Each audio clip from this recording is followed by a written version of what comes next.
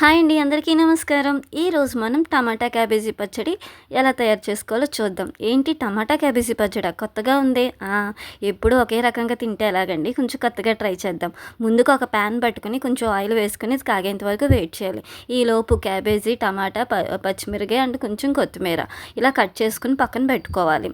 ఇలా పెట్టుకున్న తర్వాత నూనె కాగుతుందండి. ఇలా కాగిన తర్వాత కొంచెం వేరుశనగ గుళ్ళు వేద్దామండి. సో వేరుశనగ గుళ్ళు వేయడం వల్ల, పల్లీలు వేయడం వల్ల మనకి కమ్మగా ఉంటుంది పచ్చడి అన్నది. సో అందుకని కొంచెం ఒక 2 టేబుల్ స్పూన్స్ వేరుశనగలు వేసాను. అందులోనే మినపప్పు, శనగపప్పు కూడా వేస్తున్నాను. అవి ఒక స్పూన్, ఇదొక స్పూన్ మినపప్పు, శనగపప్పు వేసి మొత్తం 3 నేను ఫ్రై చేస్తున్నానండి. సో డీప్ ఫ్రై కాదు, మామూలుగా ఫ్రై చేస్తున్నాను.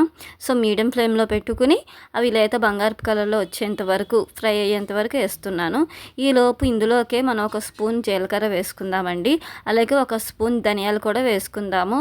సో ధనియాల పొడి వేస్తే ఏ పచ్చడైనా, ఏ కూరైనా చాలా బాగుంటుందండి. సో అందుకని ధనియాల పొడి, జీలకర్ర పొడి అన్నిట్లోనూ వేసుకుంటే హెల్త్కి మంచిది, రుచిగా కూడా ఉంటుంది. సో అందుకని నేను ఇక్కడ 2 ధనియాలు, జీలకర్ర విడివిడిగానే తీసుకుంటున్నానండి. సో టోటల్ ఇలా వేగిన తర్వాత అది ఒక పక్కకి తీసేసుకుందాము. తర్వాత అదే ప్యాన్లో కొంచెం ఆయిల్ అయితే వేస్తున్నానండి. సో ఎందుకంటే టమాటా క్యాబేజీ వేయించుకోవడానికి. సో కొంచెం వేగిన తర్వాత వెయిట్ చేసి ఆ టమాటా ముక్కల్ని, క్యాబేజీ ముక్కల్ని కట్ చేసుకుని పెట్టుకున్నాం కదండి. సో అవి వేసుకోవచ్చు. సో ఈ పచ్చడి అయితే చాలా బాగుందండి. టేస్ట్ అయితే నాకు నచ్చింది.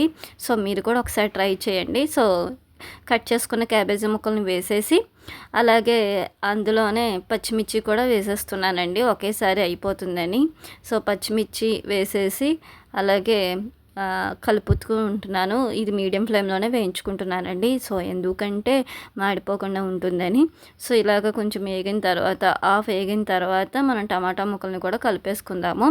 నేను కొత్తిమీర కూడా కలిపేస్తున్నాను. కొత్తిమీర ఫ్లేవర్ బాగుంటుంది కాబట్టి కొంచెం కొత్తిమీర వేసానండి. సో కట్ చేసుకున్న టమాటా ముక్కలు కూడా వేసేసి టోటల్గా అన్నీ వేయించేస్తున్నానండి. సో ఇలాగ అన్నీ వేయించుకున్న తర్వాత కొంచెం ఫ్లేవర్ కోసం అంటే టేస్ట్ కోసం కొంచెం ఎల్లుల్లిపాయలు కూడా ఒక 3 ఎల్లుల్లిపాయలు అయితే వేస్తున్నానండి. సో ఇలా వేయించుకున్న తర్వాత ఇలాగా కలుపుకుంటూ మీడియం ఫ్లేమ్లోనే మొత్తం అన్నీ ఈక్వల్గా కుక్ అయ్యేంత వరకు వేయించుకుంటున్నానండి. సో రోజుకు ఒక రకం పచ్చడి ఇలా వెరైటీగా చేసుకుని తింటే ఒక 2 ముద్దలు ఎక్కువ తింటాం కదండి. సో ఈలోపు మనం వేయించుకునే మిశ్రమాలు ఉన్నాయి కదండి, వీటన్నిటిని మిక్సీ జార్లో వేసుకుని అలాగే మనం మిక్సీ పట్టుకుని పౌడర్లా చేసుకుందామండి. సో ఇదిగోండి పౌడర్లా చేసుకున్నాను. సో ఇలా పౌడర్గా చేసుకున్న తర్వాత వేయించుకున్న డీప్ ఫ్రై అయిన మిశ్రమాలు ఉన్నాయి కదండి. సో అవన్నీ ఇందులో వేసేసి టోటల్గా వేసేసి మళ్ళీ మిక్సీ పట్టుకుందాము. కొంచెం ఉప్పు అయితే పడుతుంది కదండి. సో సరిపడగా ఉప్పు వేసుకుంటున్నాను. అలాగే ఇక్కడ నేను చింతపండు వాడట్లేదండి, నిమ్మకాయ వాడుతున్నాను. నేను ఎక్కువ చింతపండు వాడనండి, హెల్త్కి మంచిది కాదు కదా అని చింతపండు బదులు నిమ్మకాయ వాడతాను. సో కొంచెం ఆయిల్ పెట్టుకుని మళ్ళీ ఫ్లేవర్ కోసం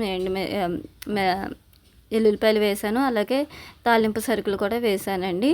అలాగే టేస్ట్ కోసం కొంచెం ఇంగువ కూడా వేస్తున్నాను. సో మినప్పప్పు, శనగపప్పు, ఆవాలు, జీలకర్ర, కరివేపాకు, ఎండుమిర్చి, వెల్లుల్లిపాయలు, ఇంగువ ఇవన్నిటిని ఫ్రై చేస్తున్నానండి. తాలింపు లేని కూర ఏం కూర బాగుంటుందండి, ఏది బాగోదు. సో అందుకని తాలింపు కోసం. తర్వాత ఏ పచ్చడైనా ఒకసారి ఇలా నూనెలో వేయించుకుంటే చాలా టేస్ట్ అయితే చాలా బాగుంటుందంటండి. ఒకసారి ఎలా ఉందో ట్రై చేద్దామని నేను కూడా ట్రై చేశాను. సో మిక్సీ పట్టుకున్న పచ్చడిని ఇందులో వేసేసి మొత్తం అంతా మిక్స్ అయ్యేలాగా కలుపుకుంటున్నానండి. సో టమాటా క్యాబేజీ పచ్చడి రెడీ అయిపోయిందండి. టేస్ట్ అయితే చాలా బాగుంది. ఒకసారి ట్రై చేసి ఎలా ఉందో కామెంట్ చేయండి. ఇప్పటి వరకు నన్ను సబ్స్క్రైబ్ చేయకపోతే నా ఛానల్ని సబ్స్క్రైబ్ చేయండి. Thanks for watching. బాయ్.